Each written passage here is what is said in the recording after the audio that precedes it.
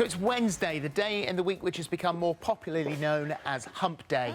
Over the hump.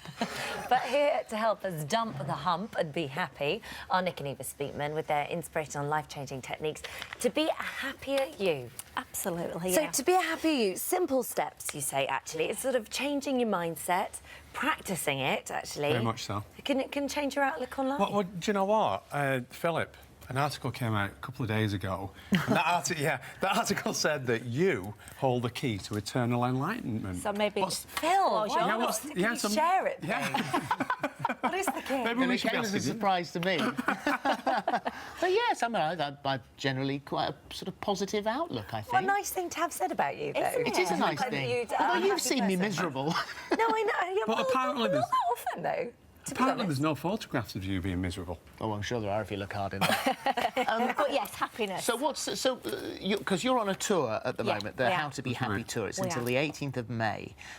So what do you do in the show? Do miserable people rock up and you make them happy? I'd like to think of it as it's like installing a happy app, like a new programme. And what we're doing is sharing really how people can change their perspective on life, because, you know, there's only you that's with you 24 hours a day, 7 days a week and for the rest of your life. And you do become what you think about. So it's helping to change perception. So, for example, one of our tips would be that to be happy, you've got to learn to be happy within yourself, because it's amazing how many people have they've got low self-esteem and don't think that they're a particularly nice person. However, what we've realised is that people's perception of themselves is very much based upon how they've interpreted how other people perceive So them. how if can that you makes change it then? sense. Because you hear this all the time, you've got to love yourself before you can love anyone else, and it's all like, yes, great phrases, but Yeah. how do you believe that? Well, the first thing I'd ask is that if you've ever been loved or anybody's loved you, then that is very much earned. Nobody gives love and friendship for nothing. So a great tip is to think of somebody who really cares about you, who loves you unconditionally, and actually question, what do they see in me? And see yourself as they see you. What do they say about you? And literally write down the qualities that they tell you that you have. So that's a great thing to do. Like I say, it's all about changing perception, because bad things happen in life, and we can't change those. But you can certainly change how you perceive what happened.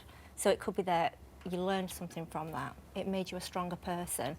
It may be that what you learned from that experience will just simply teach you what not to do in the future. Yeah. So essentially, I mean, you've got to like yourself, haven't you?